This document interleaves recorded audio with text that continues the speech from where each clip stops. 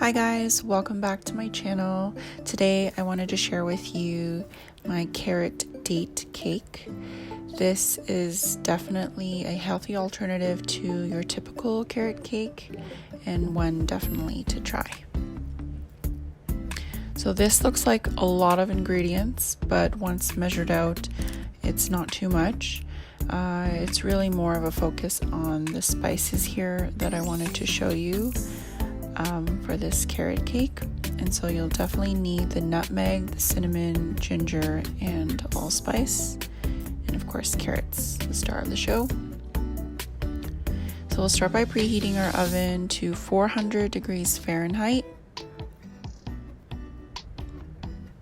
and butter our pan ahead of time.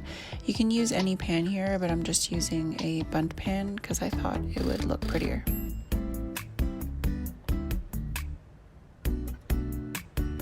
So we'll start by measuring out 1 cup of flour, 1 cup of quick oats I'm using, half a cup of light brown sugar, half a teaspoon of salt, 2 teaspoons of cinnamon.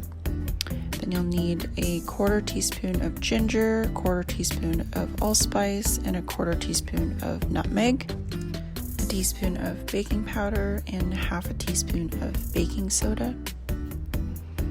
And then just mix this to combine and make sure there aren't any lumps and set this aside. So for our dates, I'm using about 8 pitted dates, which is about half a cup. I'm just going to coarsely chop this so it resembles raisin-like sizes. Then we're going to shred our carrots. I used 1.5 medium-sized carrots to get about a cup's worth of loosely packed shredded carrots. You'll get this type of consistency, and then just loosely measure out 1 cup of carrots.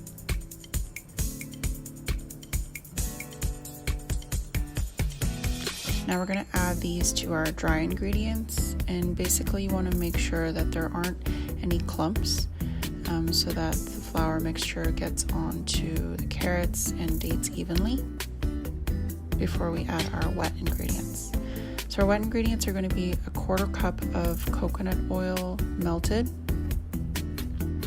Then to this we're going to add in our 2 teaspoons of vanilla extract, a cup of milk, and 1 egg. And you'll just mix this to combine.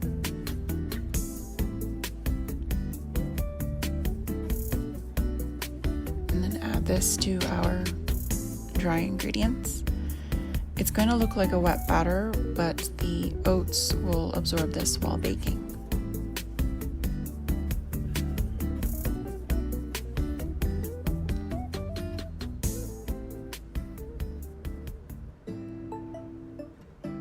And we'll put this into the oven at 400 degrees Fahrenheit preheated for about 25 to 30 minutes.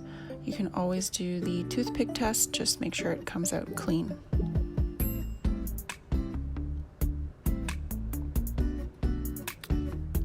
So once done, I just let it set and cool for about 15 minutes while we work on the icing. So a carrot cake isn't a carrot cake without some cream cheese frosting. This one's really quick and easy to whip up. It's going to be 4 tablespoons of cream cheese. Into this, half a cup of powdered sugar and a dash of vanilla extract and about 2 tablespoons of milk, just to start.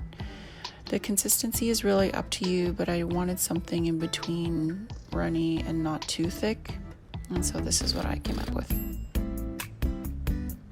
So you flip out the cake and just make sure it's fully cool another 15 minutes or so before you add the frosting.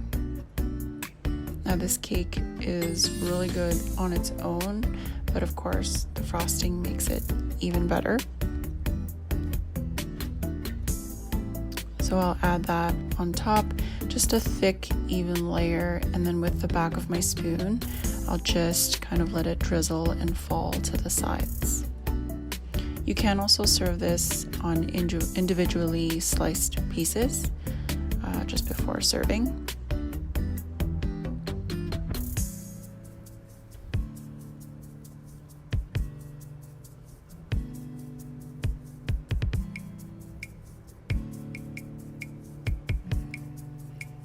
And then to finish it off, I just sprinkled on a little bit of nutmeg, which is optional, or you can use cinnamon here too.